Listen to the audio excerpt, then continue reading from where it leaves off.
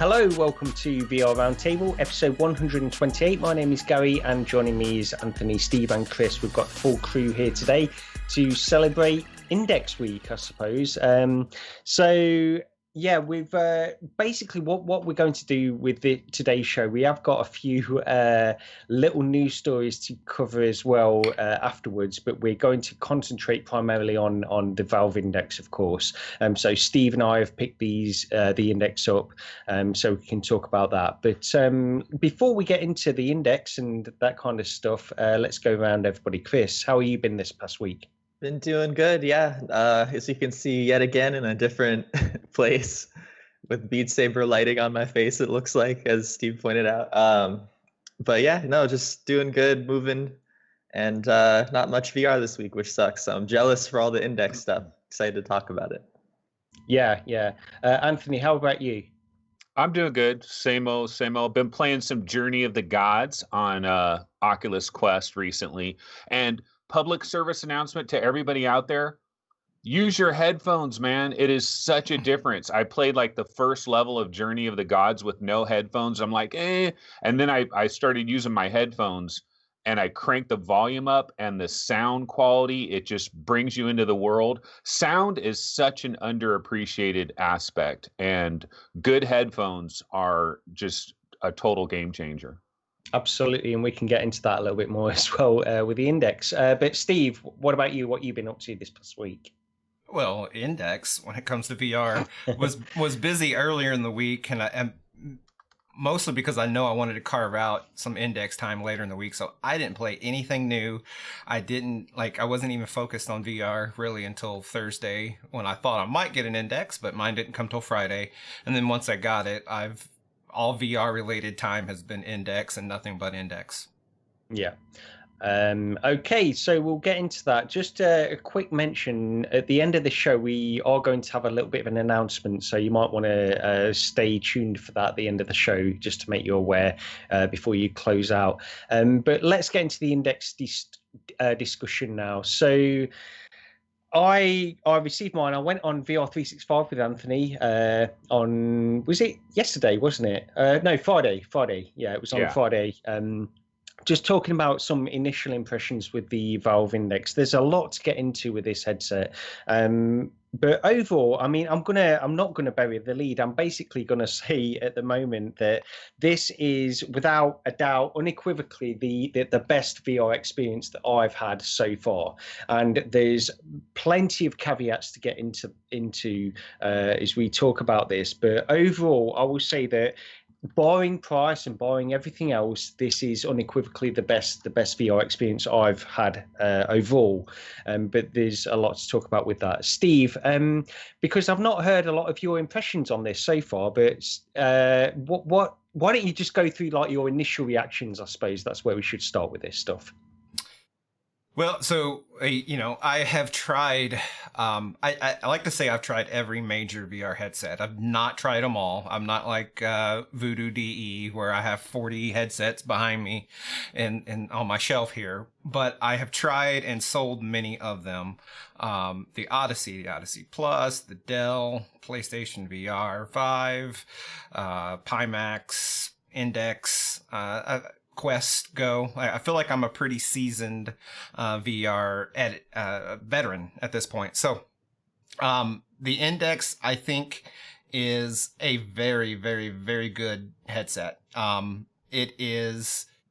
I tend to agree with you. Now, a lot of people, and I guess the same way, not burying the lead, a lot of people have asked me, well, how does it compare against the Pimax? They want to know if I'm going to dump my Pimax for the Index. And my honest answer is I can't say that yet.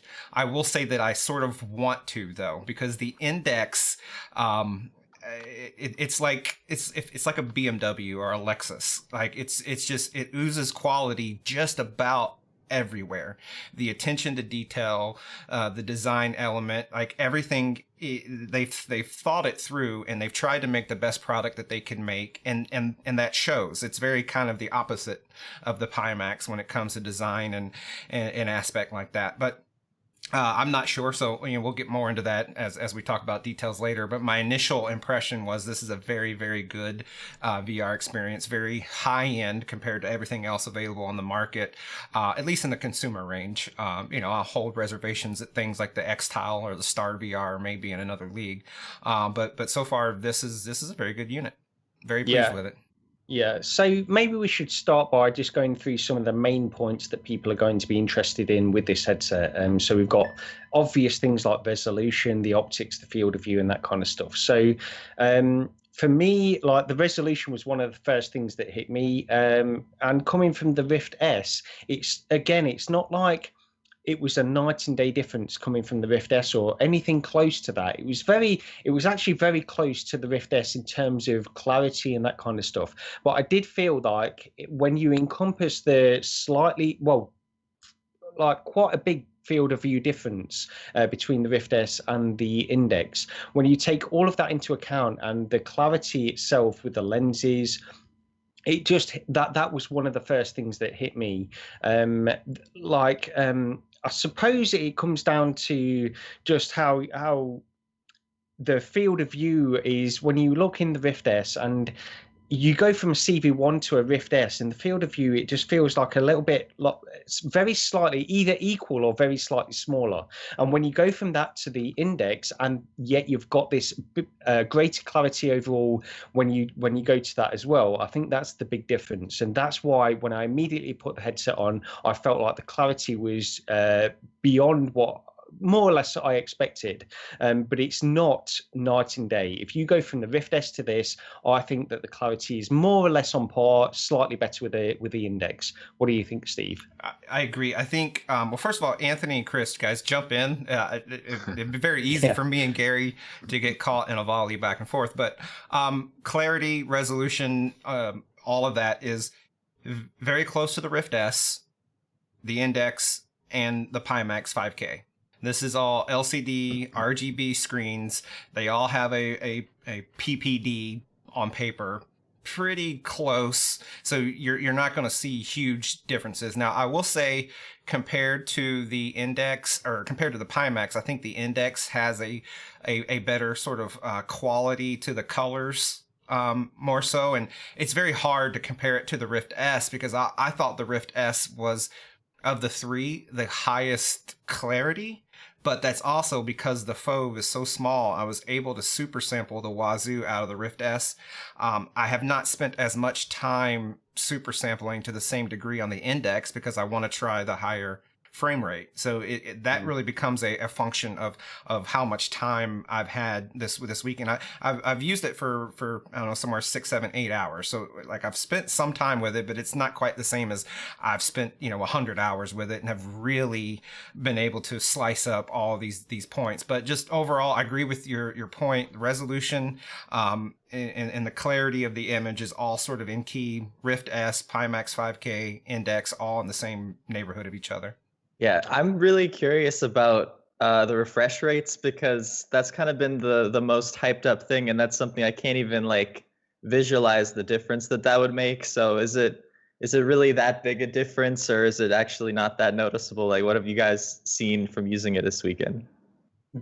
For me, this is one of the main things. So I'm hearing a lot of people say that it's not a big deal, and certain things they're not impressing them with the refresh rates. And I really did feel like that when I first tried it, and I went from 90 to 144. I went straight up to 144 hertz as soon as I got it because I wanted to see the difference, and the difference didn't hit me.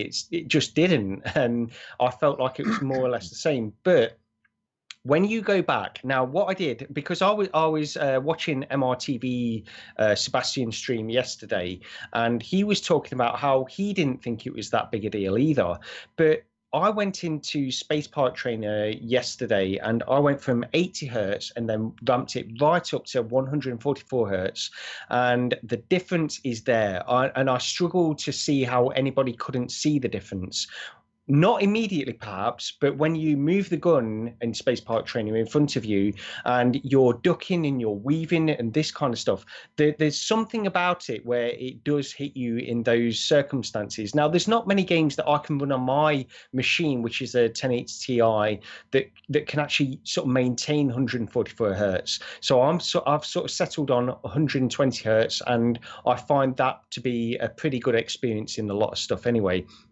But, quick question. Can I throw in a quick question? How do you know for sure, like if you set it at 144 hertz, do you know for sure that it's actually doing that? And how do you know that? You know it only because you've got, I run a program called FPS VR, which it's like it attaches a little overlay onto your controller so you can see your frame rate at all times. And that's why I was checking it. I was checking it all the time anyway, when I was testing this kind of stuff.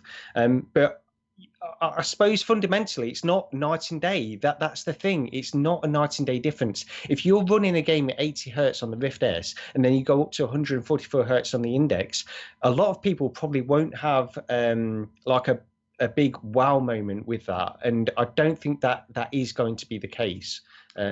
Quick question. What's the longest gaming session you, or like for both you and Steve, since you've had the Index, what's the longest continuous gaming session you've had at like one of these higher refresh rates? Go ahead, Steve.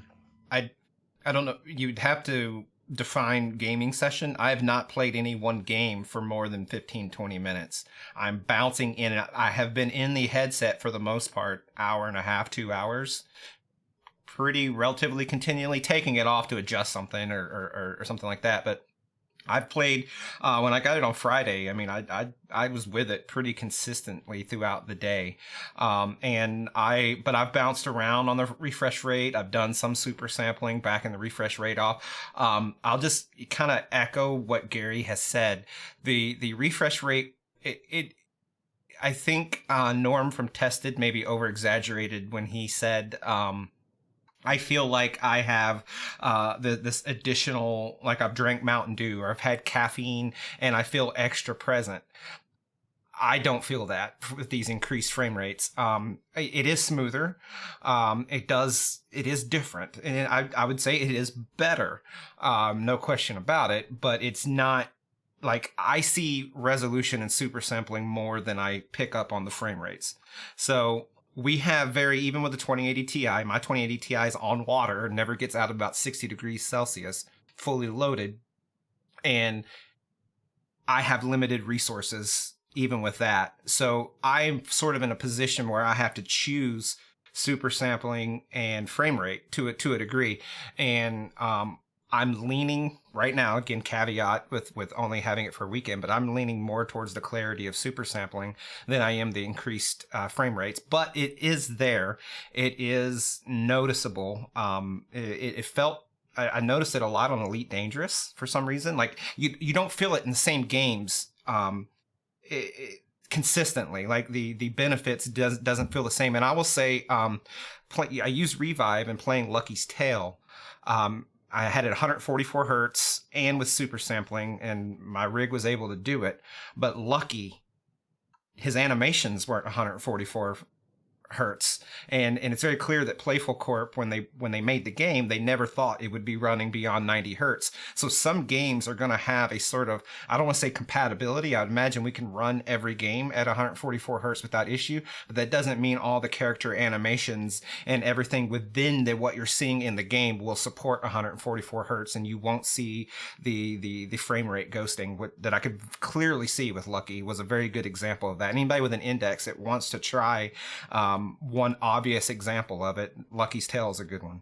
There's just on that point about that as well, the compatibility issue. When I went on to Anthony's show on Friday, I was talking about 11 table tennis VR, and for anybody wanting to see the difference, I still maintain the 11 table tennis VR is a great example of how you can see a distinct difference between 90, 120. I couldn't run 11 at 144, but even between 90 and 120.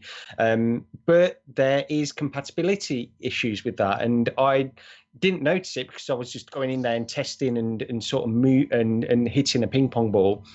But there are certain games that are tied, their physics are tied to the frame rate, and I think 11 might be one of those. So when you run it on 120 hertz, the opponent will miss a lot because it goes through the bat. The ball will go through the bat. And I think there's little issues. There's a lot of things that are going to need to be tidied up with this from developers over the next few weeks and months, I suppose, because that's a valid point.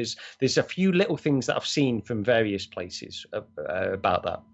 Is there a way to know whether games can even go, like, is there some way we can research whether a game could even go to 144 hertz, like what Steve was talking about with Lucky's Tale? Or is this something you're just going to have to experiment and realize, I don't think this is doing anything extra? I feel like you have to experiment with that because, yeah, like I know for our game we're working on right now, physics are tied to the frame rate. I think a lot of developers do it just because it's easier to set up. And usually every VR headset's been like 90 or 80. I mean, like, relatively similar this whole time, and 90's always been the standard. So especially all the really older games, I think will probably have more problems because they're all used to, like Lucky's Tale or whatever, because at that point in time everyone just thought 90 was like the end all be all. Right. And I would say that even in that game it was smoother as you know how the camera pulls you through the world. Like looking around the world, turning my head, it all seemed smoother. It was just the movement of Lucky and some of the creatures that wasn't 144 hertz. So I was looking for, it's not like it's a bad experience. I'm trying to test and figure things out. So that was just one that stood out. And I don't think the community, if it's anything like the Pimax community, which was a smaller, more niche community, I'm sure, but the community will start to develop Google spreadsheets and track which games support what. So if someone wanted to find out, but I don't expect for the time being that Steam is going to do it and list compatibility modes with certain frame rates and things like that. Maybe they will, but the community will do it, but it's still a hassle. Like, you're not going to have that spreadsheet up and say, oh, I'm going to play, I'm going to play In Death today. Oh, I wonder what frame rates it's best at. Like, unless you're willing to do that every time you go into a game and memorize them. Profiles would be something that would be nice in Steam VR if Valve implemented a profile system so that you could go through and you could say, okay, well, I play In Death a lot. Let me look up what In Death does well at, or you personally find what you like, a certain frame rate, a certain super sampling value, and then you assign that profile. They have the profile system for super sampling already in place. You can set it sort of globally, or you can set it on a game by game basis. Maybe they just need to add the frame rate. The one problem with that is that when you change the display refresh rate, you have to reboot Steam VR. PyTool does the same thing on the Pimax. So there's something, this seems like an obstacle that may be difficult for them to get around. And that may wreak havoc on the idea of profiles anyway. Like if you switch profiles, but then the whole damn thing's got to reboot, then is there really a benefit there from profiles? They did have that issue on super sampling initially as well, though. You had to reboot Steam VR with the super sampling adjustment as well. But then they worked a way around that where you didn't need to reboot. So maybe they can do. Well, they did that with. Well, yeah, good point. They did that with the compositor versus the application. So you still had, I believe, if I remember correctly, if you changed the super sampling of the compositor, which is basically the Steam VR menu and everything, the windows, you still have to reboot. But the application, you only have to reboot the application. Yeah.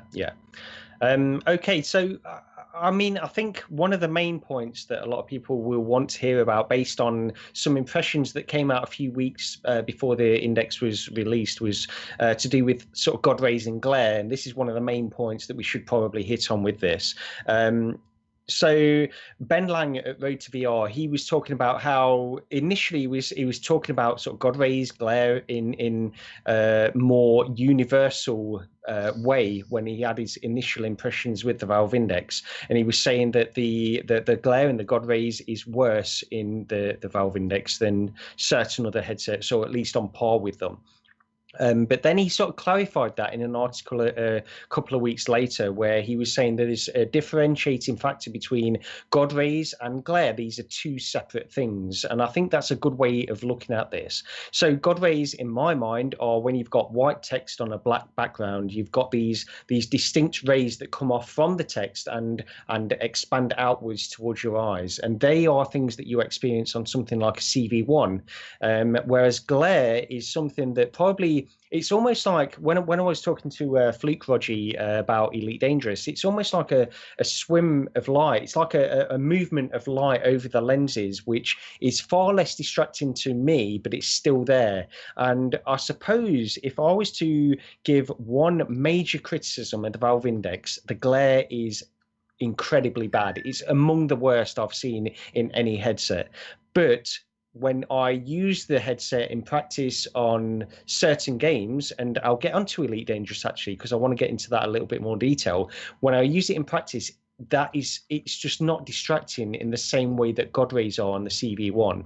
I don't know, Steve, what are your thoughts on that? 100% agreed. It is the sort of the thing in here that I dislike the most about the headset. It's not God rays. It's not a beam of light coming from the center of the lens that spreads out as it gets closer to your eyeball. So it's not a ray. It is more of a diffused light scattering, and it shows up. It's different than glare I've seen on any other headset. It's higher in quantity, I guess. There's more volume of glare than most headsets, but it's also positioned weird. It's almost on the outer edges of the lens. About the optics themselves, the optics themselves are pretty clear. I don't see the grooves of the Fresnel lenses like I do most other headsets, except at the very edge. When I bring the lenses very close to my face, as close as the adjustment will bring it, and we'll talk about comfort later, but I can get it in as close as possible and use the headset. If I turn my eyes all the way to the extreme left or the extreme right and look at the very edge of the lens, I can see the grooves a little bit, very, very minorly, but it's also along that similar edge where the glare is there. And it's not necessarily the contrast kind of glare. It is and it isn't. It's weird. In a game, and Gary, you hinted at it with Elite Dangerous, in a game where you would expect this to be a big problem, it's surprisingly not. But in other moments where you think it wouldn't be a problem, then it sort of is. Like I'm noticing the glare at weird to me moments, which is counter to most other headsets that I have experience with. So the glare is the biggest Achilles heel of this headset, in my opinion. Absolutely. So Chris, Anthony, just talking about like glare and God rays and that kind of stuff, because we've all used, both of you guys have used a wide variety of headsets, and you've got impressions on God rays. And I suppose when Ben Lang describes glare as well, you can get an impression of what he's talking about when he's saying that. But Chris, are God rays a big problem for you, or do you really not notice them? Because I'm getting there's some people in chat that really that it's not a big deal for them. What do you think? Yeah, I don't think it's a huge deal. I guess like you just get used to whatever headset you're using. You're like, okay, and you kind of filter out at some point. Because I know using the Rift S a lot, and like going back to another headset, I'm like, man, that is not good. Even just using the Quest, like those lenses aren't as good as Rift S for me. So I've been using a Quest a lot. I'm like, it's a little bad, but I think eventually I get used to whatever headset I'm using. So it ends up kind of being filtered out, kind of like Screen Door Effect does to some degree. But also I don't play games like, Elite Dangerous or anything. I feel like if I played games like that, I'd be much more conscious of these things, Yeah. I mean, Elite Dangerous is the one where I mainly saw it in like the CV1 or something like that. Anthony, what are your impressions on God rays? Because some people are not bothered by them. Some people are not bothered by Screen Door Effect. Other people are. What are your thoughts? Yeah, for me, it's all of those things. If I look for them, I'll find them. And if I don't look for them, like the only time I normally see the God rays is when it's a black background and it's like a title, titles are coming in or credits or whatever. Although I rarely see credits because I never finish games. But that's usually when I see them and I'm like, oh yeah, it'll be nice that I think about there will be a day where there's zero glare, zero God rays, and that will be glorious. Like, I think if I were to experience that, I'll realize how crap our current headsets are. But for me, I don't really notice this stuff, but then when so many people start talking about it, it's funny. It's this effect, like, when the Samsung Odyssey first came out, the Odyssey Plus, and it had the screen door, the anti-screen door thing. And then everybody was talking about screen door, screen door, screen door. And like Steve got like an Odyssey Plus and all this. I started, like, right when that was happening, every time I was playing VR, I was noticing screen door everywhere. It was like in the front of my mind, and like I'm noticing screen door, I'm noticing screen door. And now that everybody's talking about God rays, I am starting to actually see that a little bit more, even in non-dark, a black background with a white, even besides that, just in other situations, I'm noticing it. One curious thing I do have to ask you guys, though, in terms of like when you have your eyeballs like right up to the screens as close as humanly possible, right? So I did that with that original Vive. I've talked about it a million times. You can get really close to it, and you do get like way more FOV when you did that with the very original Vive. But the biggest downside of this, and what's his name from Valve that left Valve, Chet Falizek, like he would say, like, I remember him commenting about people doing that and saying, you know what, these headsets weren't designed for that. So you can do that, but you're going to get some negatives with that. And one of the negatives was the Fresnel concentric circles around the edges.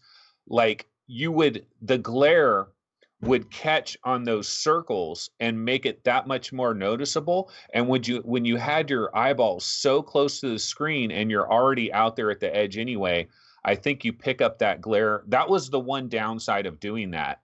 And Valve mentioned that with this Valve Index, like maybe you want to dial it back just a little bit. And Gary, I think that's what you do. Like you go all the way to the max and then you just dial back a wee bit. Yeah. Steve, you're not doing that. It doesn't bother you. I know you just kind of mentioned it a second ago, though. No, I'd slam it all the way in. I'm a fauve whore, I guess. Like I slam it all the way in. Now there is a subtle comfort, so I'll probably be like Gary and just give it a bump forward until I get some sort of inserts or something where I don't have to wear my glasses. But no, I can bring it all the way in. And I would say Valve has designed around what you described. Like there are no concentric rings in your view. The only spot I see the concentric rings is at the very edges. And I have to literally be turning my eyeballs in an uncomfortable way to look at those edges. So, to me, it's that problem doesn't exist. It's very curious though how you say you don't notice the God rays sort of just organically.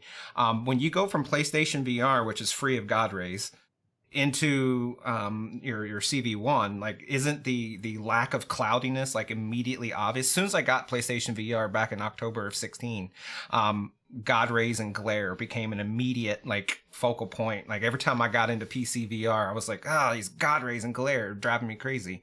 It's just so interesting that you don't have that same experience.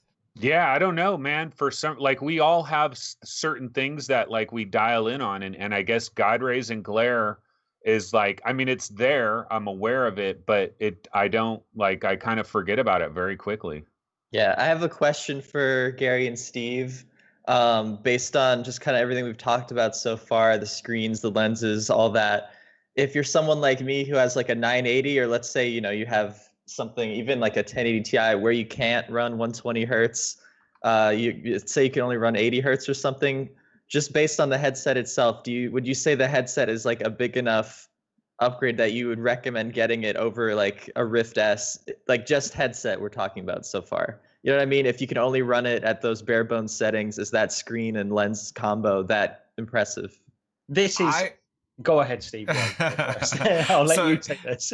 So the idea of value is very subjective and hard to say, right? Like, so all else being equal, if I had an Index sitting here at 80 hertz and a Rift S sitting here at 80 hertz, I'm going for the Index, right? But they're not the same price. So the Index costs considerably more if you don't already have base stations, or if you want knuckles. I mean, you could, in theory, use an Index with the old Vive wands. You already have base stations and wands, so you could enter into an Index for the low cost of $499.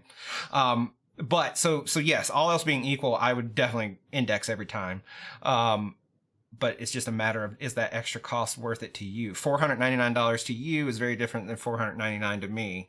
You're in college, whereas I'm an old guy that's been working for 2 decades now, and so it's money's different. They don't mean the same thing, and that's really how I answer every question of value. I try to take the money aspect out of the equation and just look at the devices themselves, because if you're some rich guy, like you'll spend more on lunch than the cost of an Index. So, we could, while we're on the point of cost, just taking in the whole package, because I think it's worth getting into that.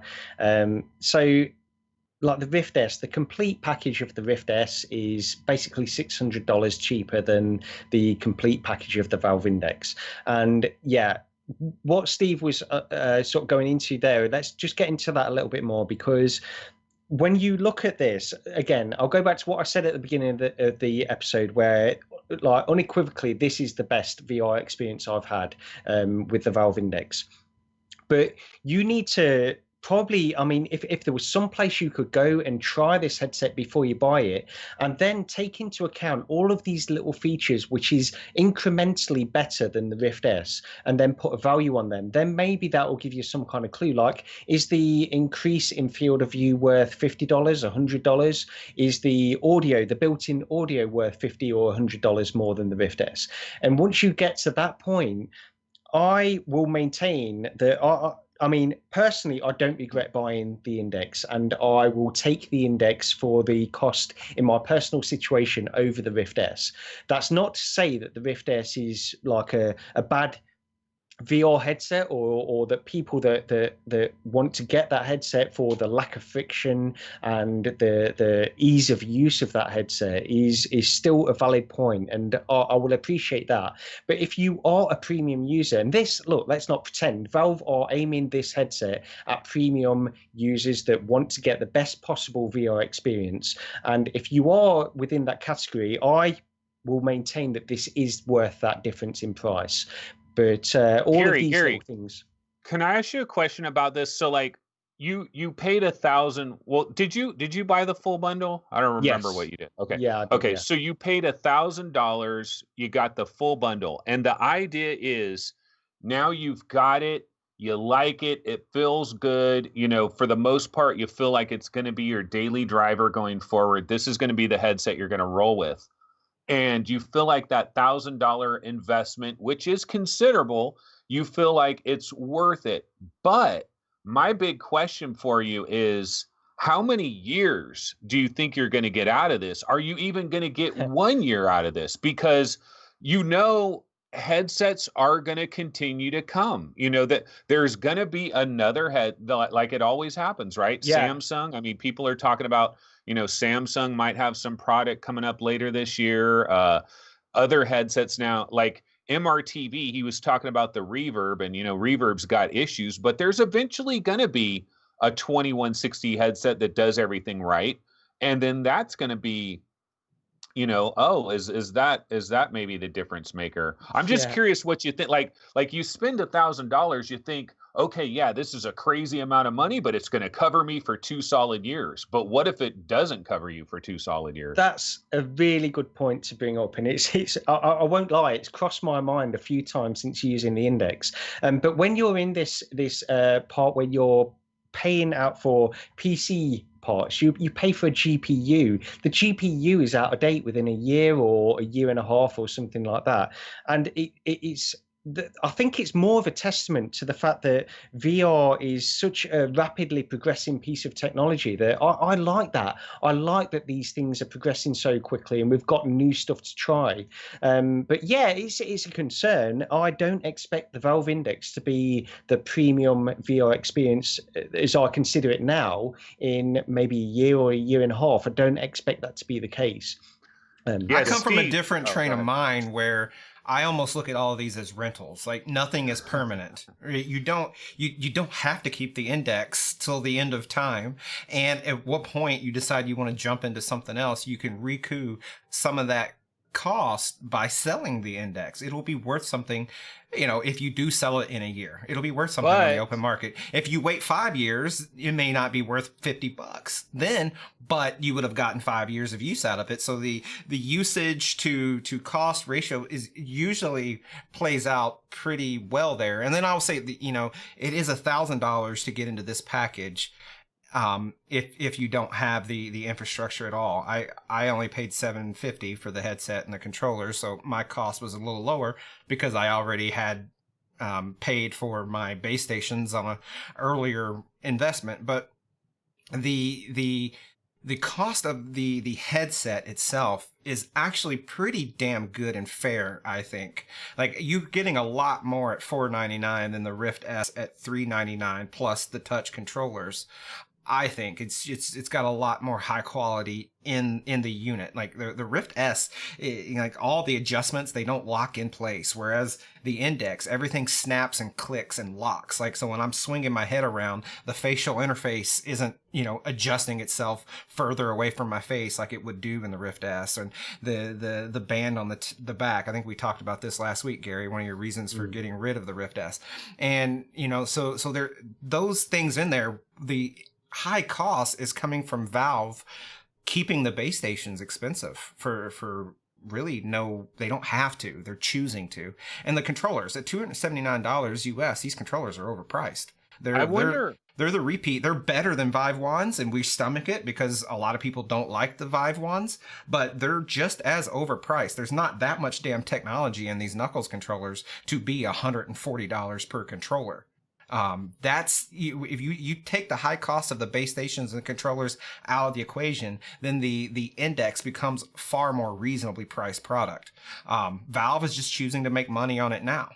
Well, they're manufacturing those lighthouses here in the United States, and I know that's something like they had a little Valve launch party that was at the actual manufacturing plant where they're manufacturing the little the lighthouses, right? And I know that they probably are kind of proud of the fact, hey, these are made in the USA. Oh yeah, the headset, the controllers, those are made in China.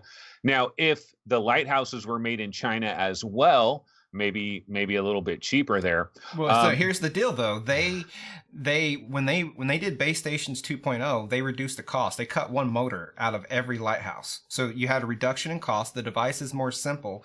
And we've had reports that they were selling the base stations to HTC in the $60-ish per unit range. They're selling them. So they were making profit at selling it to HTC at $60-ish. They're selling them to us at 120. What is it like? They're selling it to us at HTC's prices, and they're cutting out HTC as the middleman. So they're keeping the price inflated higher than I think it should be. But that's their choice. That's their prerogative. They can do what they want to do in terms of that. They might be thinking too about think of all the research and development. Like they were working on this stuff back when Palmer Luckey was still around, before they even got bought by Facebook and all of that. They were working on it. So all those years and all the money that they spent on research and development, they might want to kind of recoup a little bit of that with this. But the question I have for Steve, okay, so Steve was saying, he looks at this as a rental, like this, if you're going to be a VR fan, and I understand exactly what Steve is talking about, and I kind of agree in a certain way. And it's actually very similar to like having a projector, and projector people are like this too, is like when you have a projector, you think every year I'm going to buy a new projector, or every other year I'm buying a new projector. This is just the way of the world. And yeah, it's going to cost a couple $1,000s or whatever every time I do it, but you amortize that over how many days you have, and you're paying like per day, and you rationalize it by saying, well, you know what? I had that great projector for 2 years before a lot of people did, and I value every day that I had with that. But my question for Steve is, so let's say next November, November 2020, There's some new incredible headset that takes the throne. This is the new dream. It's got foveated rendering. It's got eye tracking. It's got some extra bells and whistles that go beyond the Valve Index, like no question about it. This is the new thing. The problem with your idea of selling it off and like you're going to get all this money is everybody else is going to be doing the exact same thing. So how do you actually gain anything here? I mean, I know you're still going to get some money, but you're not going to, like, everybody else is going to do the exact same thing. So no, you lose money, but if you stay on top of the market, you get your pre-order in or whatever, right? Like right now, a lot of people can't sell their Rift S's or their CV1s or their Vive Pros because they can't actually get an Index right now if they wanted to.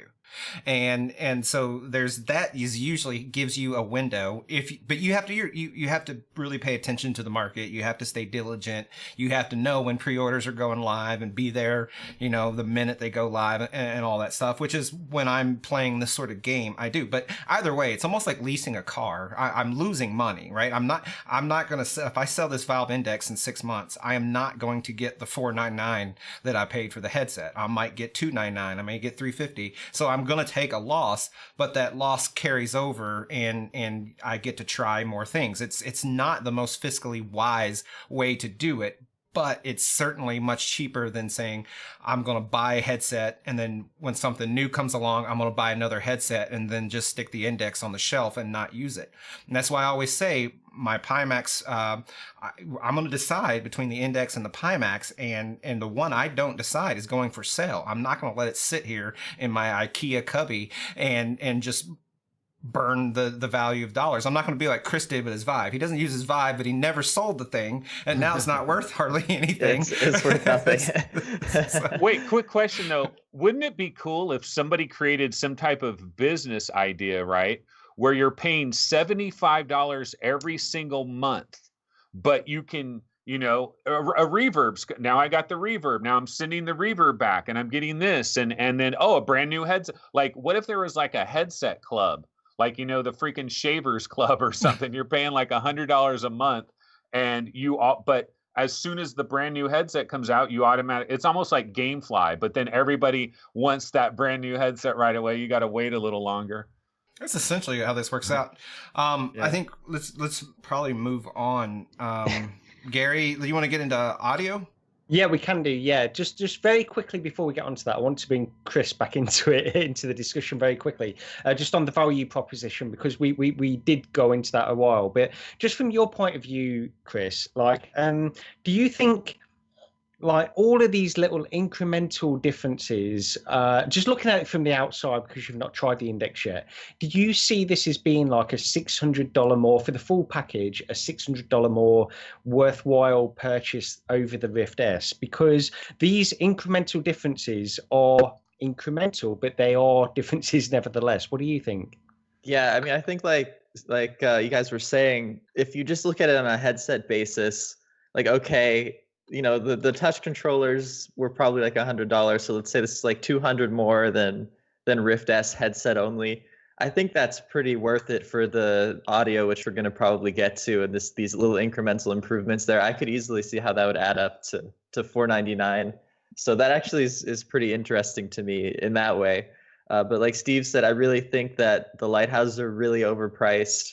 And like the fact that Rift S just has it all built in now, and you don't even need to buy external sensors. Like back then we were buying like 3 sensors or whatever, buying 2 extra sensors. They were like 60 each or something like that. So Oculus really cut like a lot of the cost out of that. And then it'll be interesting to hear what you guys think of the Knuckles controllers too. I mean, they sound a little bit overpriced to me, and I think just based on what I'm hearing, I think I'll always prefer touch, even though it has a little bit less functionality for me. I'm just so used to how they fit in my hand and the ergonomics of them. So yeah, I guess overall package might be a little overpriced, but I mean, it's an enthusiast product. I can see why they're charging that. But no, the headset seems pretty reasonable to me. So that's an interesting one. Like that's making me think a little bit on that one. So yeah. Okay, well, let's get through these other little points that you want to. So, audio, as you mentioned, Steve. On this, everybody knows that basically what their audio solution with the Valve Index is that they have these headphones, which are not really headphones. They're sort of speakers that sit off the ear, around about a centimeter off your ear, and then they blast the audio into you. And it, to me, this is like, I went in yesterday and really tried to dial in some of this stuff, because some people have had some comments about how certain things where you're like in Skyrim or something, the audio doesn't sound too good. For me, I felt like the audio was across the board just really nice. I felt like the bass was good, the volume was good, and just the fact is, when you're not got something touching your ears and you're getting this sort of positional audio in certain experiences, it does make it feel far more natural than what I've been used to with either the Rift CV1 or something like a PSVR where I'm using over-the-ear headphones. It just feels more natural.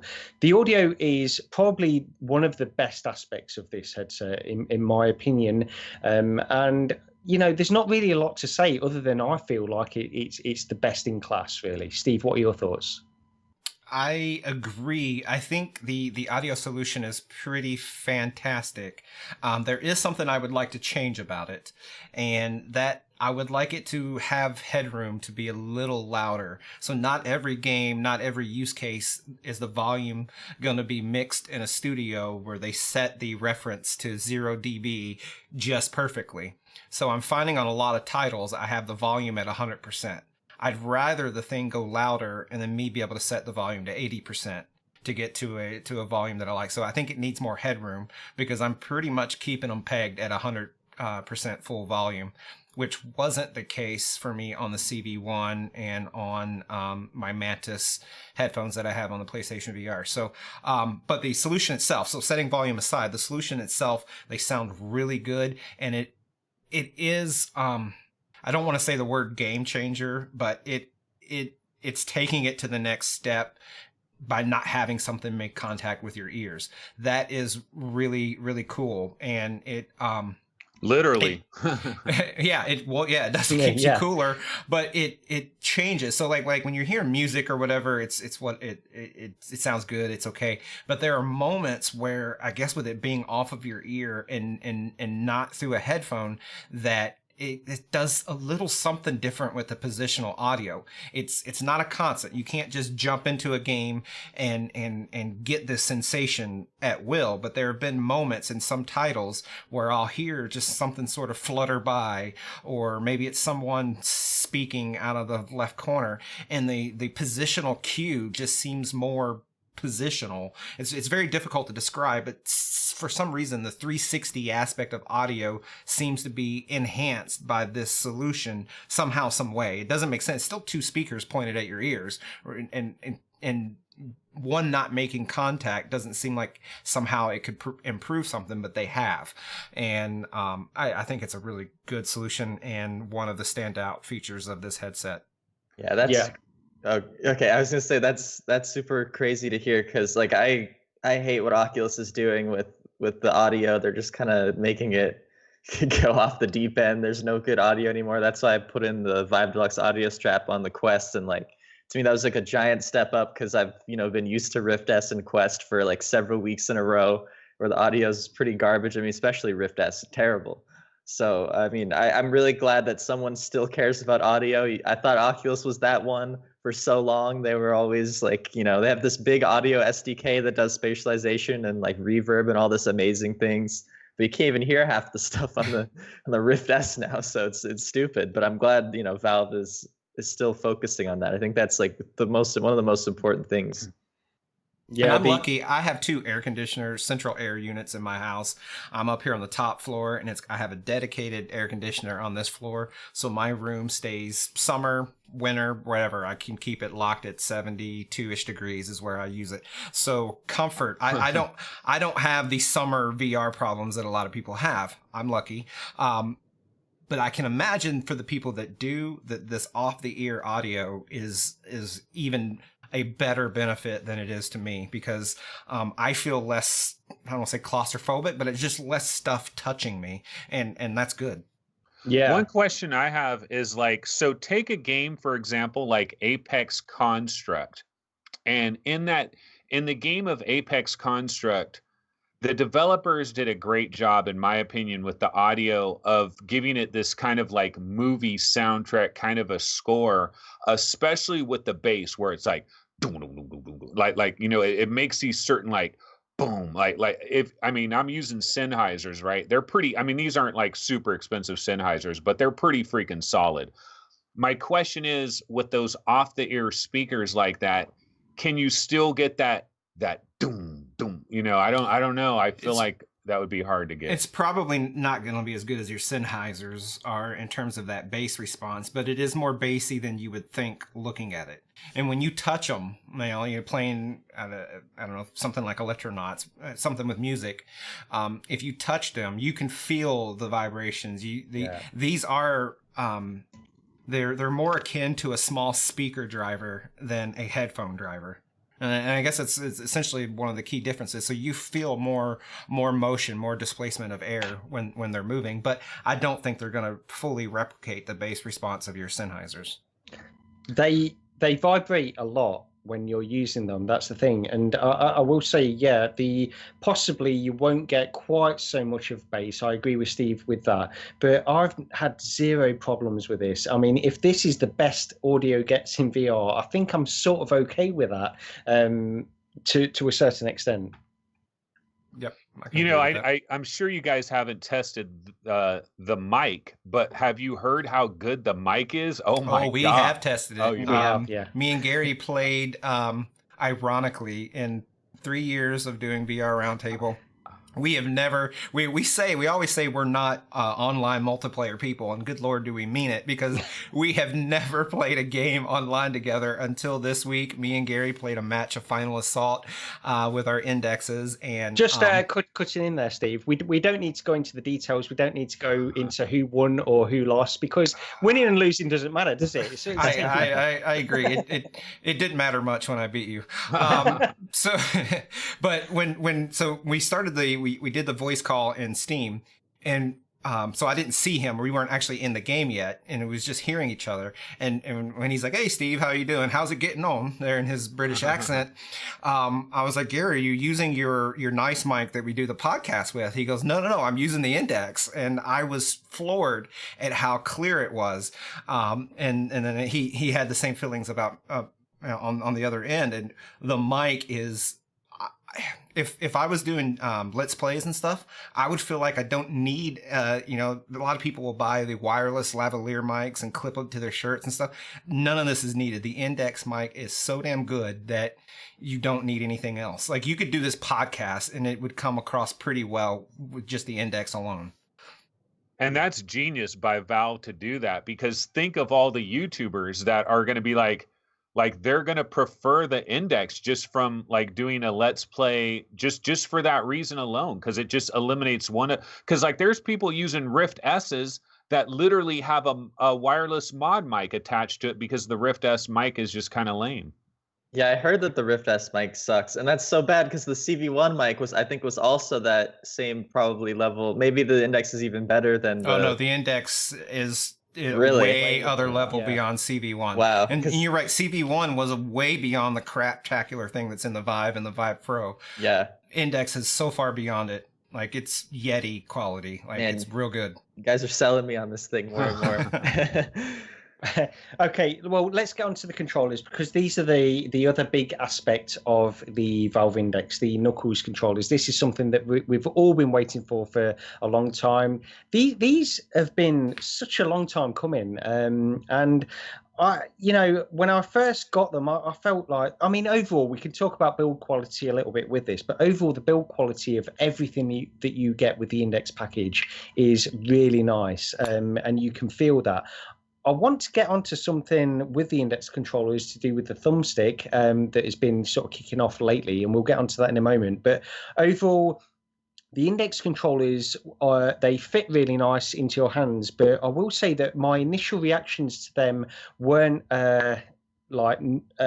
that positive, in all honesty, only because I felt like the individual position of the thumbstick, the buttons, the trackpad, the Steam Home button, that kind of stuff, it just didn't feel like it was in a great position. And even now, I feel like I'm getting used to that slowly as I've been using it, but it still doesn't feel quite so natural as I want it to feel. And it sort of pains me to say that touch controllers are still probably at the moment, they're still my preferable method overall, but we've not had enough experiences that really take advantage of the finger tracking on the Knuckles controllers. And maybe when we get more of that kind of stuff, maybe that could sway me. But initial reactions weren't too positive on the Knuckles, but I did get used to them. Steve, what are your thoughts?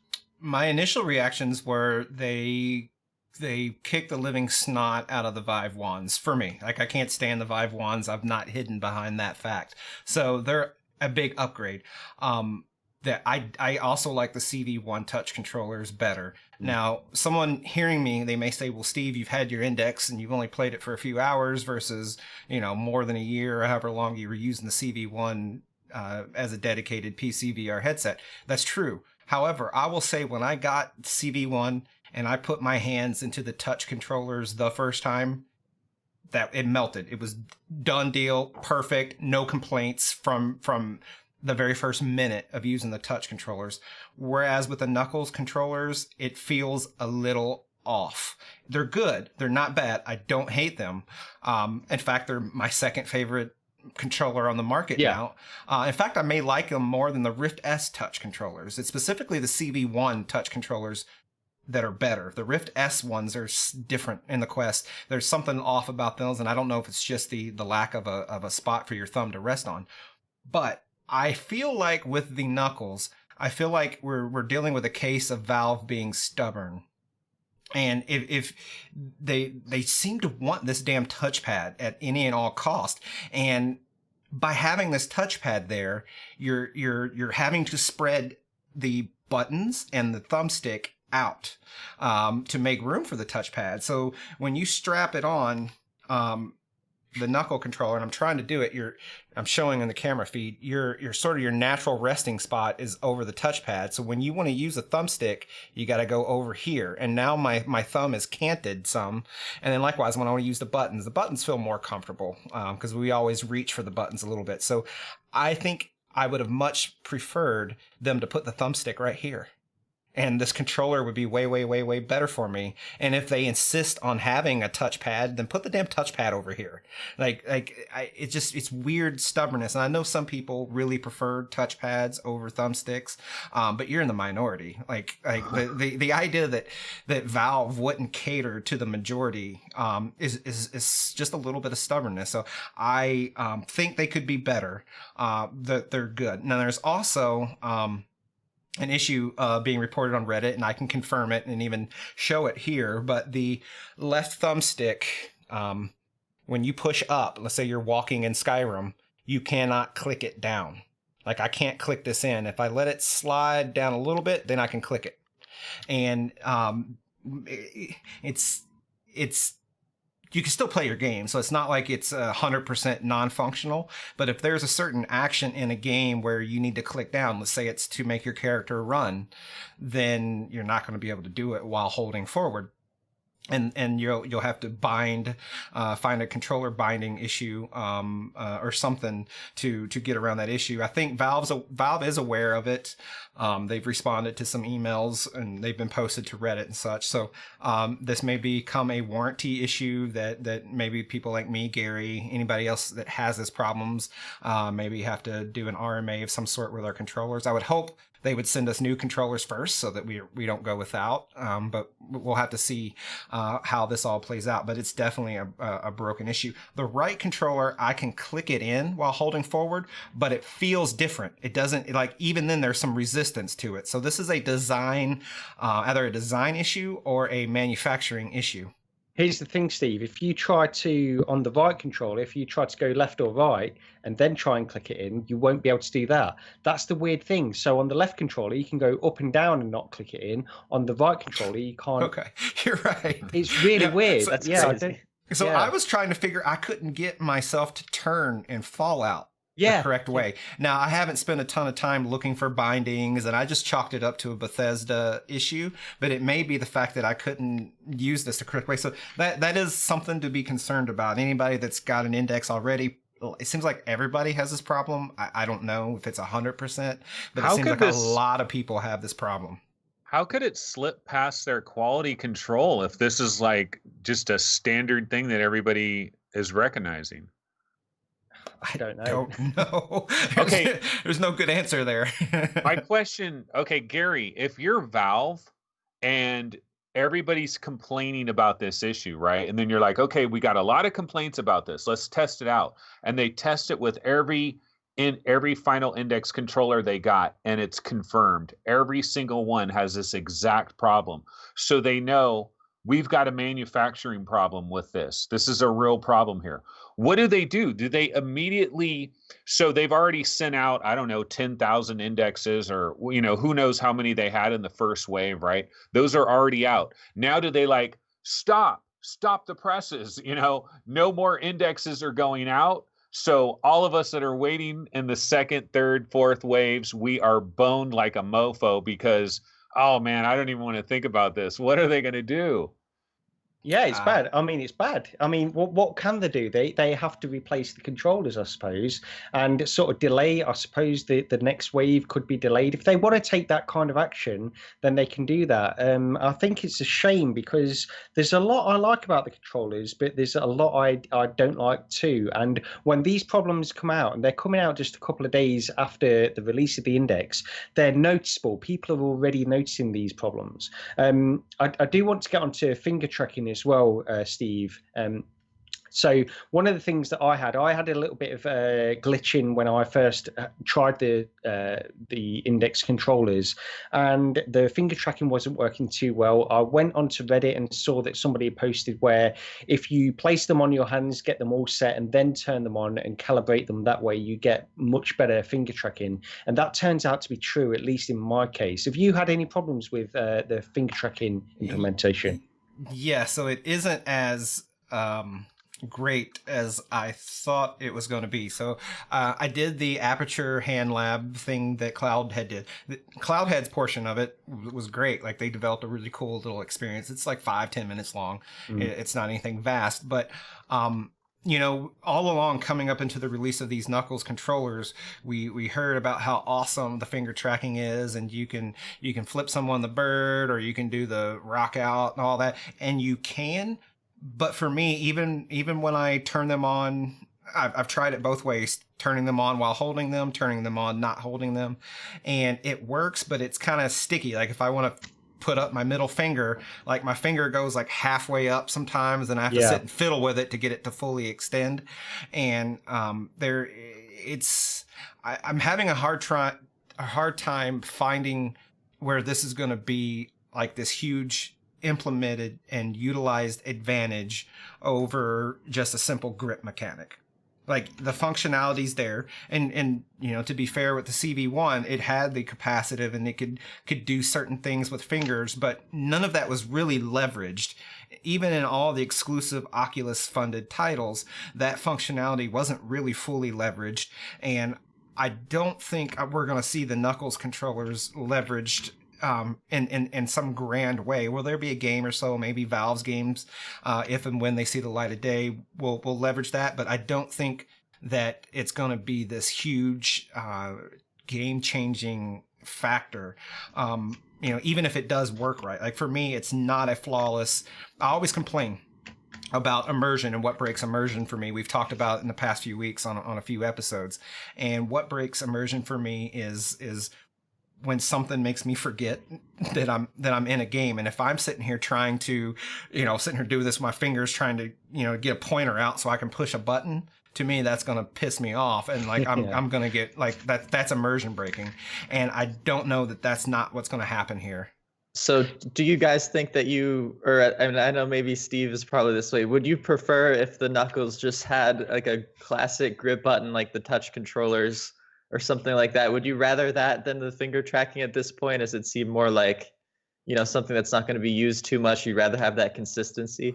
It's tough. Like the grip is kind of cool, and there are moments where it's felt more natural. And certainly the releasing to throw is an improvement.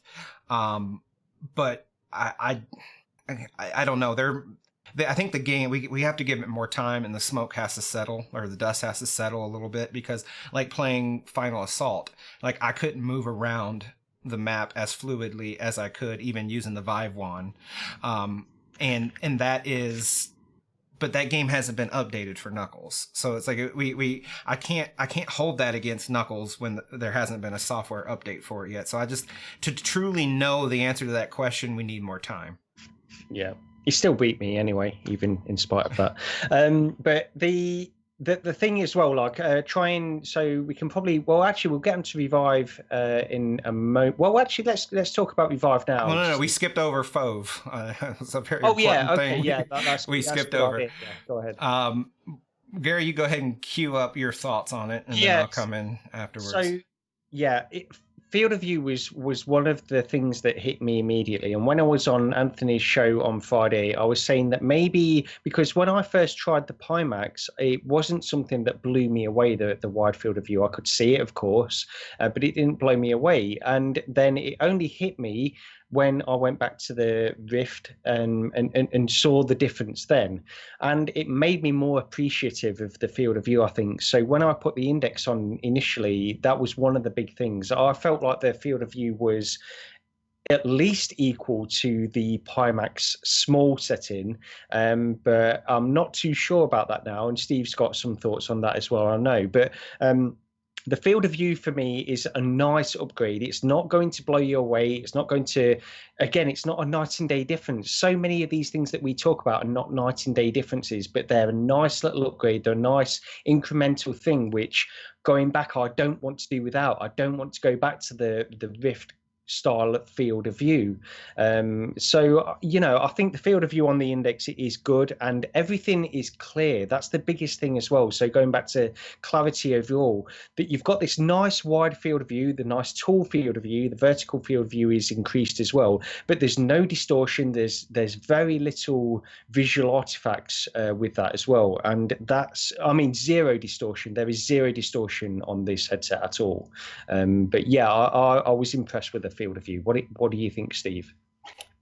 I too was impressed with the field of view. Now I've created a graphic. I've meant to do this for months, and I finally sat down and got it done while waiting for my index to arrive. So then I only had to measure the index. But I've created a graphic that is my measurements of field of view without my glasses and with everything smushed in just a smidge to the uncomfortable point. Not very uncomfortable, but just a little more beyond comfort.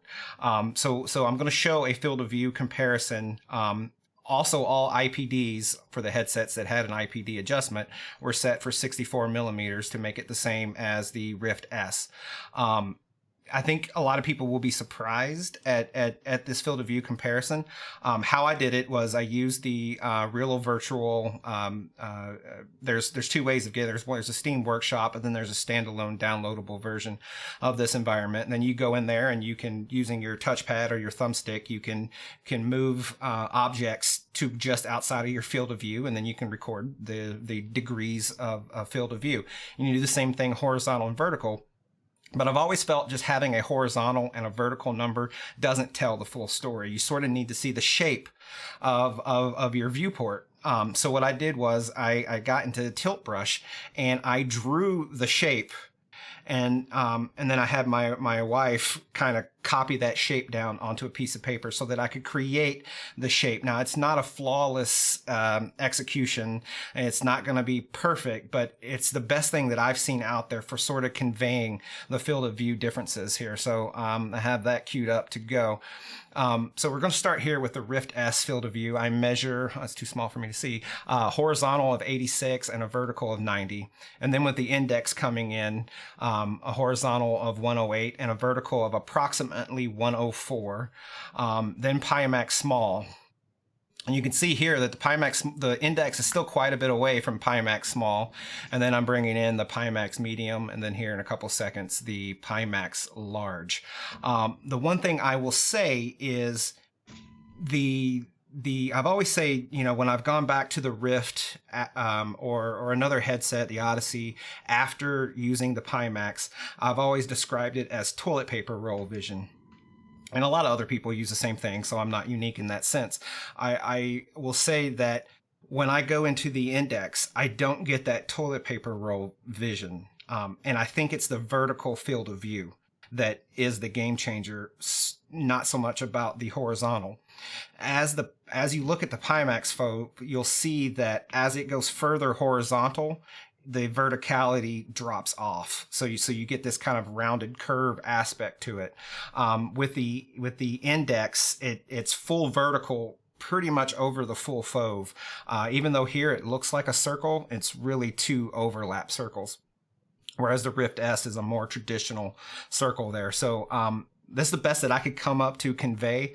But I will say, I'll repeat myself and say that the Index does not feel like toilet paper roll vision to me. And that's a big key detractor from all the other non-Pimax headsets. Even the Odyssey felt like toilet paper roll vision.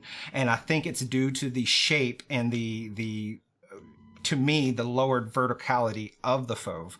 Not quite Pimax small, but in a way it feels like Pimax small. So anyone that says, well, the Index feels like Pimax small, it's a very fair thing to say, because I get that same feeling. And it wasn't until I went in and recorded these numbers and did this work that I realized it was still a little bit away from Pimax small, but it's still good. One thing I want to illustrate as well with these, because these are fantastic, Steve, what you've done here as well, just to illustrate the differences of the field of view. It gives a clear indication. What I will say is, having used the Pimax and the Index, I think you do get diminishing returns as you go beyond a certain field of view. Like when I look at what is being shown on this video between Pimax small and Pimax large, my experience with the Pimax didn't seem that big a difference between small and large. And I know I could see the difference, but it wasn't a huge difference as is illustrated here. So I think maybe you do get some kind of diminishing returns from one point onwards. And that's why maybe initially it felt like the Index was more or less Pimax small, whereas we can see from here that it's really not.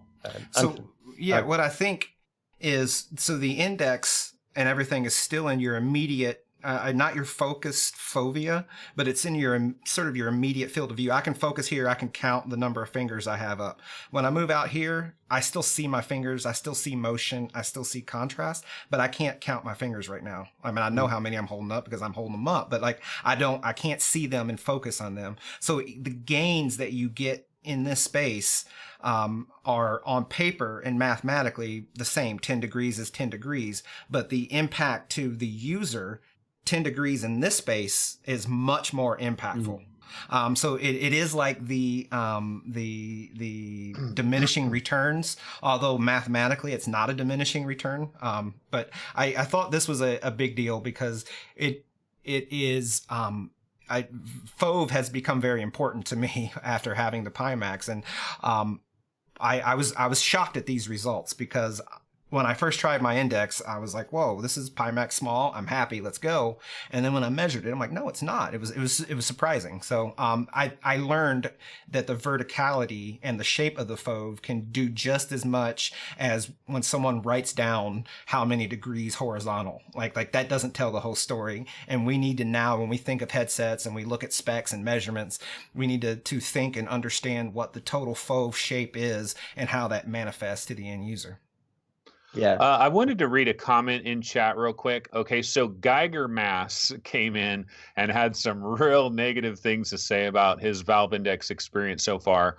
He says, Valve is a terrible headset for me, plagued with issues, terrible blacks, washed out colors, hardly no stereo overlap, makes it look like I'm looking through an LCD screen with no 3D presence. Now, what I want to dial in on is the stereo overlap. Because person, a little bit later, now I can't find it, but I know person said that the stereo overlap is a bit of a problem, but he has a larger IPD. Now, both of you guys, I believe, are on the lower side of IPD, so you're probably not noticing this problem with stereo overlap. But man, I'm starting to get concerned about this because as somebody that is on the higher side, you don't have full stereo overlap on your CV1, nor on your Quest. So if they don't bother you on your CV1 and Quest, you're okay. It's very different. It'll bother people coming from a Vive and a Vive Pro the most, maybe even the Odysseys. But the lack of stereo overlap is different for everyone. It's IPD dependent, but it's also dependent on if a person has wore glasses. So a lack of stereo overlap doesn't bother me as much because as I'm looking at my computer screen talking to you right now, I see the edge of my frames. And in a VR headset, where the left eye ends in the right eye's view, the end of the overlap, there's a hard black edge because that's the end of the lens. You're seeing the inside a headset. Your human vision doesn't have that. You see nothing as your eye trails off, maybe your nose if you have a big enough nose to see it. So stereo overlap will matter to mostly to people coming from a Vive. They will feel that. I think years ago, Gary, when you switched to the CV1, you struggled with it. You're saying that the CV1 feels off, and I think we deduced down at that time that it was you coming to grips with the lack of stereo overlap. Yeah. And also, yeah, go ahead, Steve. Finish I off. was just going to say that human vision does not have full stereo overlap. If you close your left eye and then close your right eye, you will see that the two eyes see differently. Where it matters in a VR headset is, can we get as much overlap as we do with our normal vision? And then more importantly, finding a way to eliminate seeing the edge of a lens.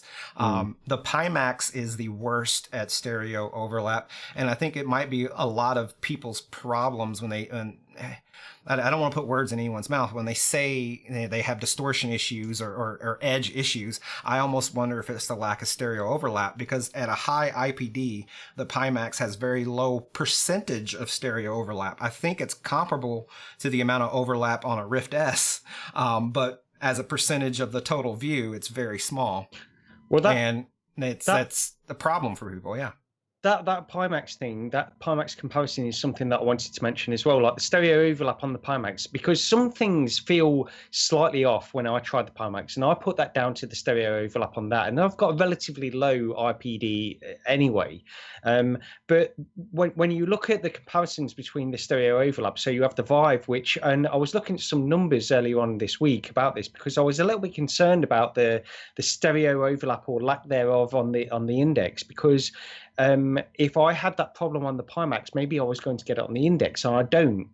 But with the numbers, you have something like 90% stereo overlap. So 90% of each eye can see what the other eye sees in the Vive. And that is probably the most comfortable I've felt in VR. And going to the Pimax, it didn't feel that comfortable. And it could entirely be the fact that it's the lack of stereo overlap. But going to the Index, in spite of the relatively low stereo overlap, I didn't really have a problem at all. And that was one of my concerns. It was something I was looking for. So I don't think there's so many different factors that go into this, not just stereo overlap, but the position of the lenses, the position of the screens and things like that. And there was no issues at all. Everything felt really, really solid in this. And I feel like this is always going to be an issue until we get to I remember in Ready Player One, the movie, when the kid Wade put the headset on, it was just like one big oval, and it was like there was no left eye and right eye separation, and that is I think that's the only solution, because you're always going to see the edge of something. It's either that or we're stuck with Rift S Fauve, where 100% overlap is maintainable. But I don't want that. So it's just the way it is. So the point is, don't worry, Anthony. Like, you're used to it on the CV1. You might notice it more on the Index. It's hard to say, but you'll get used to it. I'll get used to it, but is it less 3D? Like, are things less 3D because of that? in the spot where there isn't overlap, but it's just a small portion. So for most users, the Vive, the screens completely overlap in front of each other. That is also why it has the worst SDE, because it's spreading the same information out further. On the Rift S, or on the Rift CV1, they spaced it out where you don't have full overlap on the edges. But you don't really focus on 3D in those points anyway. So the lack of 3D really isn't a problem. It's more the seeing the black edge, the hard edge that gives people a sort of unnatural sensation. And those of us in VR, you know, we've just gotten used to it, but it is very unnatural because nothing else do we see with that sort of limitation. Yeah, it's a cool way that they implemented like the increase of field of view, I think, because like the Pimax obviously has the screens, you know, tilted and some crazy lens stuff, but I think it's so cool that the Index is just like basically get it in there as close as you have to. Because I remember back all the way in the days of the Dev Kit 1, like my eyes were all basically touching the lenses. Like it was crazy close because they, you know, they bulged out. So like I remember I'd blink my eyes and I'd feel my eyelashes like rubbing against the lenses. And actually the field of view on the Dev Kit 1 might be like the best I've had just because of, you know, jamming it into my face. And I always have done that. Even with like the Quest, I took off the facial interface like earlier this week and just got it closer. And like it seems like such an obvious thing to optimize around, because, you know, then you can keep the same performance levels. You're not really losing anything as long as your lenses are designed okay. You know, as long as you can just get closer, you get a better effect and you don't have to make performance super crazy. So I like that it's like a small incremental improvement, but it's one that makes sense. So yeah, the other thing as well, like just comparing it to the Pimax, and one of the things that's always bothered me a little bit with the Pimax is the fact that you've got these canted displays and yet more or less horizontal lenses. Not entirely, they do curve around slightly. And the fact is that when Valve posted something on their website about the field of view and how it can make the more you cant the displays, it can make it a problem for distortion, that kind of stuff. And what they're doing with the Index is they're not only canting the displays by 5 degrees, they're also canting the lenses as well. And I think that sort of mitigates the calculations or the algorithms they need to make to correct for distortion or something like that. But this is one of the things I have a problem with the Pimax in terms of distortion. Everybody knows. I think overall I like the headset, and if you can ignore the distortion or mitigate it using various methods, then that's great. But I don't see that as being like these two displays which are so sort of they're canted so much, and having the relatively parallel lenses is being a good solution for wide field of view going forward. And I would love a better, you know, with hearing about like Samsung doing the curved displays and stuff like that. Eventually, I suppose once the algorithms get to the point where they can cope with that kind of stuff, maybe we'll get a better overall solution to this wide field of view problem that people are saying. Hey, quick question. Since you're on the subject of Pimax, maybe Steve can speak to what is he going to do with his Pimax? Is there anything like the Pimax is the only thing the Pimax has over Valve Index is that extra FOV, or is there anything else about the Pimax that would give it an advantage?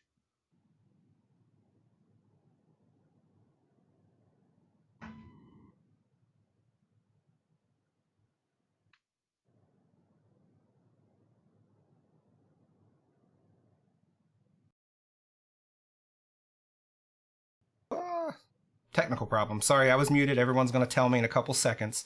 But the Pimax, the advantage Pimax has is glare, and the glare is a big problem in the Index for me because I can compare it to the Pimax, so it stands out. I can give up the faux, so I don't have an answer on whether or not I'm going to get rid of the Pimax and keep the Index, or get rid of the Index. I'm definitely going to get rid of one, so we'll see where that goes. What about the build quality factor though? Because like that's what MRTV was like, man, the build quality of the Index compared to the Pimax is like two completely opposite ends of the scale. For sure, the build quality of the Index. I think I said at the jump of the show, I said that the Index is kind of like a BMW. a couple months ago, I said the Rift is like the minivan, and the Pimax was like a Trans Am, or like a souped up, where like everyone had that guy in their neighborhood. He had a mullet and he drank Miller Lite, and he had a fast Trans Am, right? Like that's kind of where the Pimax is. Like in a race, it's going to beat the BMW. Like in a race, it's going to come across the finish line faster than the BMW. But it's like the BMW just sure feels a lot nicer. It's more polished. You feel good sitting in the BMW. I used to have a BMW. You feel good sitting in it. And maybe it doesn't matter that the Trans Am can go across the finish line first, because everything else is better about the Index. And that's kind of how I feel here.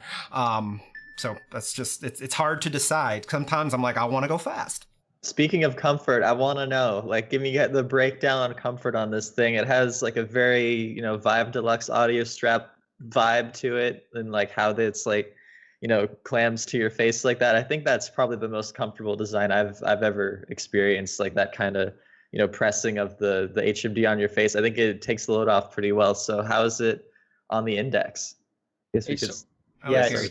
Yeah, it's awesome. I think it is one of the most comfortable. I think again this is very subjective, because when I go back to the CV1, if I use the CV1, then I thought that was a really comfortable headset anyway. I know some people didn't think that way, but for me, the Valve Index is without a doubt probably at least equal to the CV1, or more so in terms of overall comfort, and it's to do with the fabric they're using, but also just the way they've balanced the weight on it, because it's one of the heaviest headsets. I was watching Voodoo DE earlier on, and he sort of did a really good video about the comparison between an Index compared to other VR headsets, and he said, this is the heaviest one, but the way it feels on your head, it didn't even factor into my impressions at all. I didn't notice it. I didn't notice it as being the heaviest headset.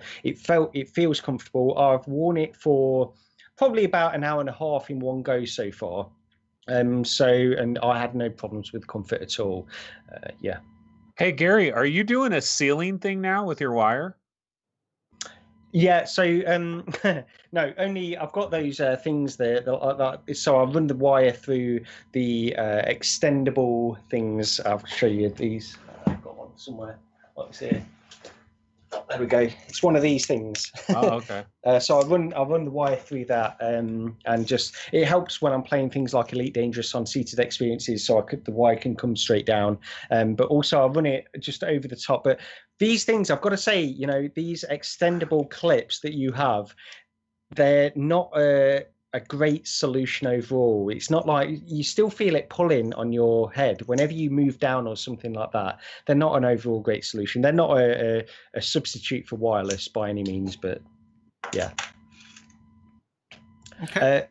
Move on finally. Yeah. Okay, let's have a look. So we've gone through some of these things anyway that we've already wanted to mention. I think Revive was our next. We were going to get into Revive. Yeah, so Revive. So I tried a few titles with this. The first one I went into was Brass Tactics, and this is probably more down to like my initial experience with it wasn't great, honestly. It was due mainly to the fact that you can't even rest your fingers on the grip section of the Valve Index controllers without activating what the game recognizes as grip. Some games do. So when you use Revive, you don't necessarily need to keep your fingers entirely off the grip section of the Index controllers. You need to hold them and then press a little bit harder, and that will activate them then. In Brass Tactics, it didn't work like that. So whenever your fingers touched the grip section, it was like it was anchoring the table, and it wanted to move you around the table. So that wasn't a great experience really with Brass Tactics overall. But since then, I've tried a few other titles in Revive, and they've been pretty much flawless. and a much better experience than using Vive ones, that's for sure. But they're probably still not quite, obviously they're not quite up to par with the touch controllers, but overall I was pretty impressed, apart from a few little things really. And I've only tried 3 or 4 Revive titles. What are your thoughts, Steve? I haven't done too much. I did Lucky's Tale, which doesn't use knuckles, so it translated, at least visually and sound-wise, to the headset fine, outside of Lucky's animations that I mentioned earlier. Robo Recall played okay. It wasn't as touchy as you described in Brass Tactics, and I had to actually squeeze to pick up the guns. It was a more conscious grab, whereas I think before we're just used to just clicking the little grab button and it becomes second nature. Whereas in Brass Tactics, was that Robo Recall? Oh, okay, yeah. And Robo Recall, I was grabbing the pistols and I was having to give them a squeeze. So some people may feel that's more immersive, and throwing worked. It takes some getting used to, because you're not used to just letting go of your controller without feeling like it's going to put a hole in the wall. But that did work as advertised. It still has the same sort of physics problem that VR has. And I think we've all experienced it. When you throw something, you try to release it at the right time, and sometimes you're trying to throw it that way and it ends up going that way or whatever. I don't know that Knuckles is going to solve that. I'd hope that it would, but it's still got to have the, things taking off like a rocket, even though you didn't throw them that hard and stuff like that. But Revive, one game that it just wouldn't load was Windlands 2. And at one point it worked with Revive because I played Windlands 2 on my Pimax with the wands, and I've also played Windlands 2 on my Odyssey before I sold it. So for some reason Windlands 2, and I tried more than once, and I tried even rebooting my PC. So something's going on there. When I clicked Revive and did update, it said no update available. I didn't look. I need to go look and see when this update, the last version of Revive was sent out. But I think that there may be some Revive work that will make the Knuckles translation experience better when it comes to gripping and things like that. But the button map and the AB, the thumbstick, that all translates so much better. I think right now, today, that the Revive experience is better than the wand experience was using a Vive or another controller. There's work to be done, and I think the people working on Revive will sort that out. But I think we're going to find that we'll be able to play a lot more Oculus stuff with these Knuckles and have a better time than we did with the Vive ones. Mm-hmm. Okay. Well, I guess that can sort of wrap up our overall impressions. I'm sure we'll have more to say next week about the Index anyway. But we've got a few other things we want to get into here. So the first one, I don't know, Chris, Anthony, did you see this video for the Valve Index launch party? It was only like a short little video that somebody posted. But they did say in this video about the, Gabe Newell said that they are working on some kind of untethered Index, alluding to some kind of wireless solution for the Index, hopefully. Chris, what did you see this video? I saw some of it, but man, he didn't have a mic and you couldn't hear him at all. I had my speakers all the way up. I was like, man, I guess I'll just come back to this when I have like headphones in or something, and I haven't. But I mean, that's a cool information that they're working on an untethered Index. I just wish Gabe had a mic. Yeah, he doesn't like mics, apparently. Anthony, what did you think of this? My biggest takeaway from it is I believe Gabe, for whatever reason, he's into VR. Like, I know he would deny it. Like, if you, like, I know he'd say, no, I'm not into VR. It's just something we're exploring. But no, he's into VR. I really believe he is. And I think I mean, I'm assuming the reason is because as you get older, we've gone through all these video game eras, and a lot of people that are really into VR, I think they skew a little bit older because we've seen video gaming transform over all these years.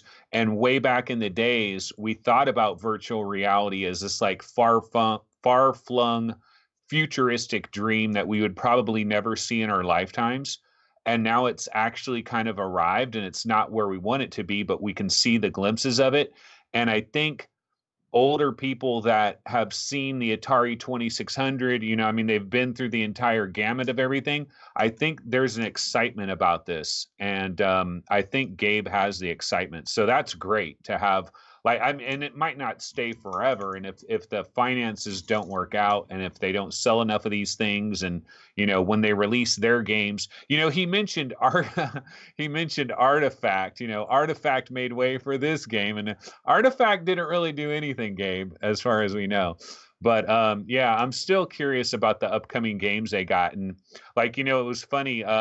Steve was saying something about how Valve. I hope Valve learn. I forget what he was mentioning, but the thing that I'm worried about is I hope Valve gets over the idea of teleportation, because remember 3 years or so ago, it was all about teleportation. Like, people couldn't get their VRC legs. And like a lot of people at Valve were saying, oh, you don't get used to VR. Like, you don't. And we do overcome it. You do overcome the motion sickness stuff. And so I really hope, when they were designing those games, I hope they pivoted towards free locomotion a long time ago, because I'm slightly worried about these grand experiences they got coming.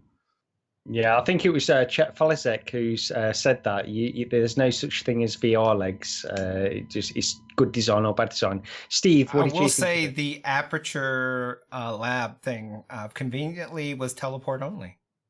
It was, yeah, that's true. Yeah. Everything else Cloudhead has done hasn't been teleport based. So it almost purely just kind of speculating here, just in the moment, nothing scripted. It was that perhaps Cloudhead was directed to make a teleport based experience. About this, there's not much here. First of all, it was interesting that he denied or declined a mic when he clearly needed one, because we couldn't hear him hardly at all. I did have to crank the sound up and could make out most of what he said. I'd hope that the internet being what it is, that some dork somewhere would have transcribed it word for word. Maybe they have. I just haven't seen it. But one thing he said that really stood out was he made a joke to a title on a mountain, which I assume is Half-Life 3. But then he also said the word untethered index. He did not say wireless. He did not say standalone. He said untethered. And my first reaction to that was, oh, he's just talking about some sort of wireless module for the index.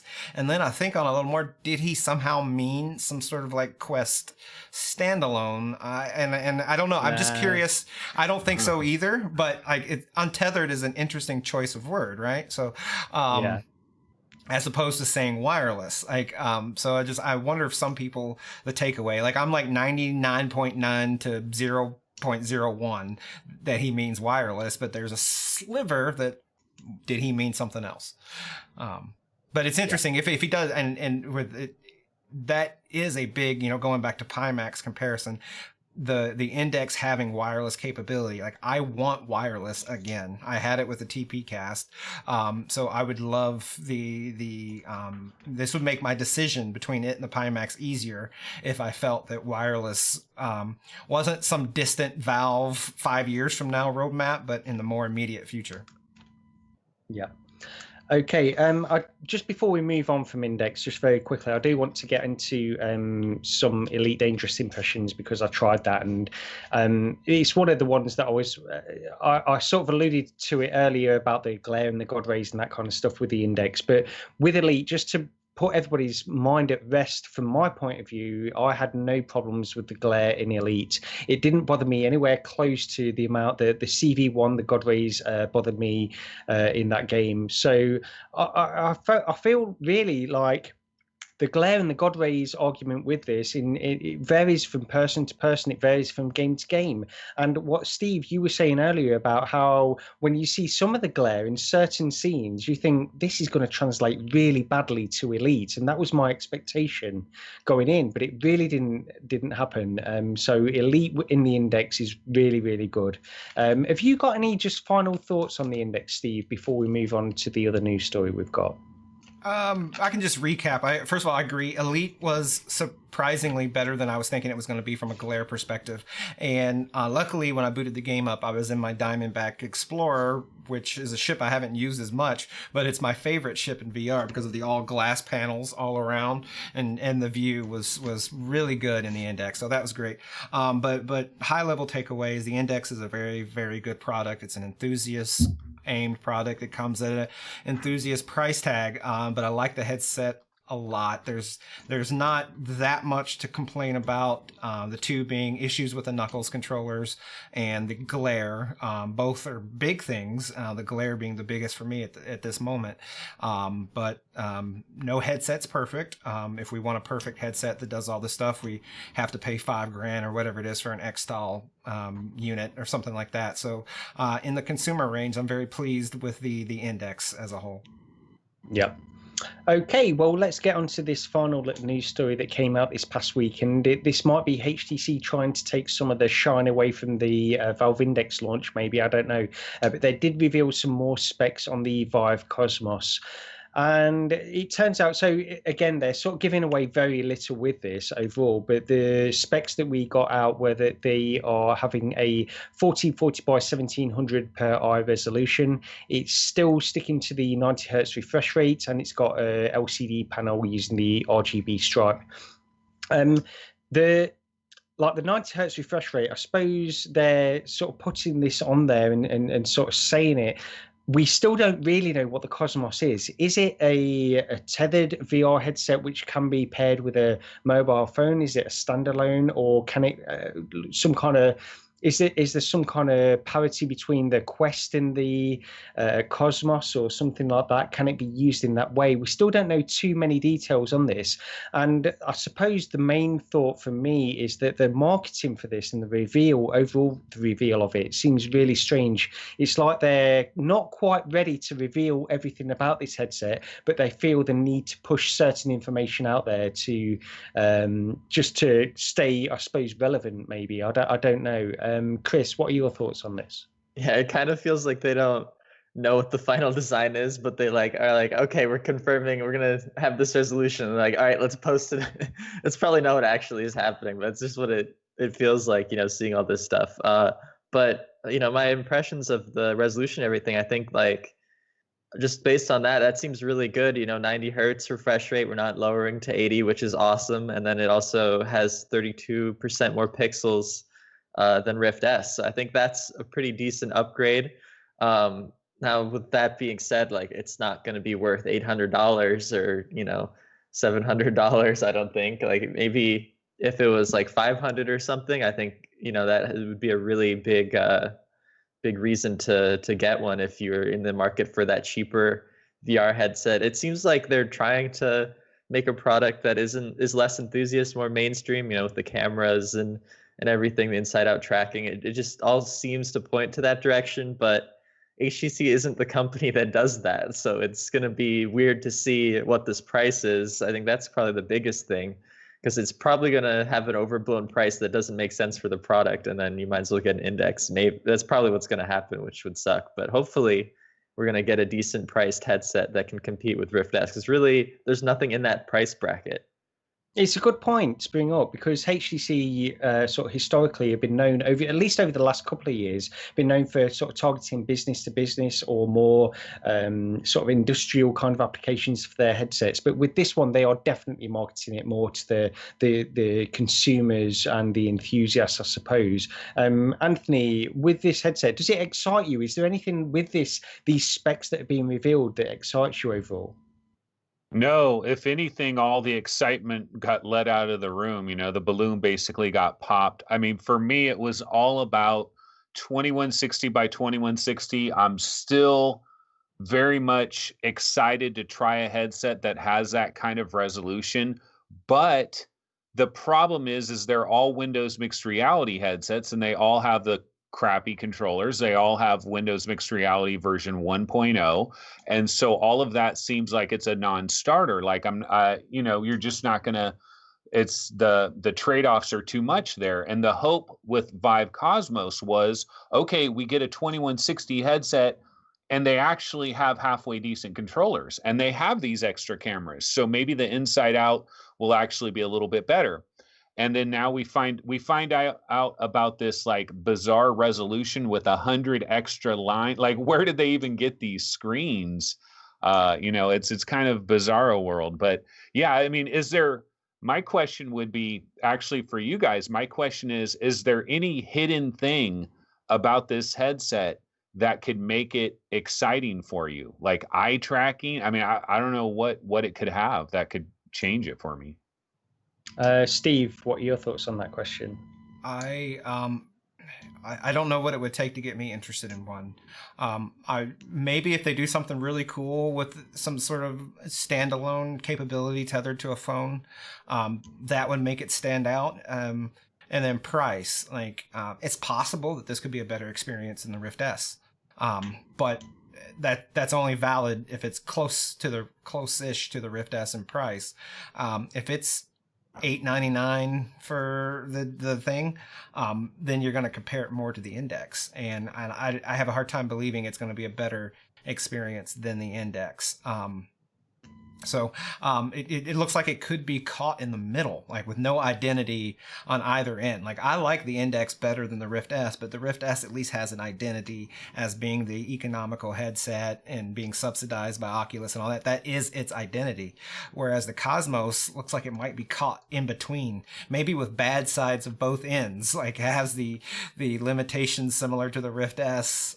Maybe they stick with the poor lenses that the Vive Pro carried over from the Vive, while having the price of the Index. So we just got to know the rest to see if it's going to have any opportunity. And then we also have to keep in mind that HTC is catering a lot to the Chinese market. The Chinese people are not buying Rift S's. They're probably not buying Indexes. So this is a product that they may really, that whole big giant market over there, may be really excited for. Yeah, good point. Okay, well, that's pretty much all we've got for this week. Again, we'll probably go into some more further impressions with the Index next week, just see how we're getting on with that. But we won't spend quite so much time on that next week, of course. But thank you for joining us. I did mention an announcement at the beginning of the show, and what it is, we've been doing VR Roundtable for nearly 3 years now, and it's a little bit of a commitment. It's not too much, but it's a little bit of a commitment week on week to do this kind of stuff, and we enjoy doing it. We enjoy talking to the community. We enjoy talking to each other about VR on a weekly basis. But we are planning on, we are definitely going to be having a break at the very least. So we're going to have a show next week, and then after that we're going on sort of a hiatus for a month or two, a couple of months at least, probably end of September, early October we'll be back, and we'll be doing another show. There will be one more show that we're going to do, but we don't know what we're going to do after that. So this might sound like a little bit of bad news, but I really don't want it to feel like that to all of the viewers or the listeners that are having this, because that are listening to this, because there are a lot of other shows that are going on at the moment. There's a lot of other podcasts, a lot of other VR shows. And when we first started this, there wasn't too many other things that were doing what we were doing. VR Spies was sort of an inspiration for me personally, because I love those guys. I love VR Spies. And we sort of did our own thing for a while. And then since then, there's been a lot of other stuff coming out, and it's difficult to keep on top of every little thing that goes on. But this shouldn't be like this isn't bad news. We're going to be here next week, and then we're definitely coming back for at least one more show. Beyond that, we're going to sort of make up our mind then what's going on. And this wasn't prepared. We only decided we were going to announce this just before the show started. So I apologise if this is not coming out quite well. But has anybody got any thoughts on this at all? I mean, I can only just give my own personal thoughts. Is Main Fan just said in chat, they have kids and games to play. The show, it only takes a couple hours to do when we're recording and going live, but the burden is heavier than that. Than it's this conscious thing that's kind of it's a little bit like a job. I enjoy it. I imagine it's a little bit like an athlete. They probably enjoy playing in the football games and in the basketball games, but they got to train all week and they got to do a lot of off-camera stuff, and that's where it is. It is a I've described it. We've talked about this for several weeks, us internally, and I've described it as like I feel like we've already had some success, and nothing's permanent. Like we can't do VR Roundtable to the year 2080. Like so.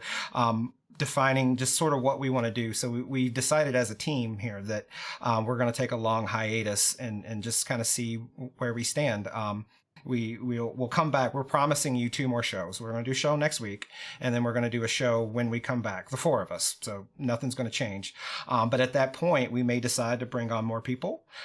Some of us may decide not to come back. Maybe the show doesn't come back after that point, but we're guaranteeing you at least 2 more episodes of VR Roundtable, and we're guaranteeing a change of some sort, at a big level. And it's not a bad thing. Yet that we can define. It's kind of where it is and the way the path takes people. So that's really, I kind of just wanted to put my own words on it, but yep. So we'll see everybody next week. Let's end happy. Valve Index is great, and thanks for tuning in. We'll see y'all next week. Yeah. Okay. Bye. Take it easy.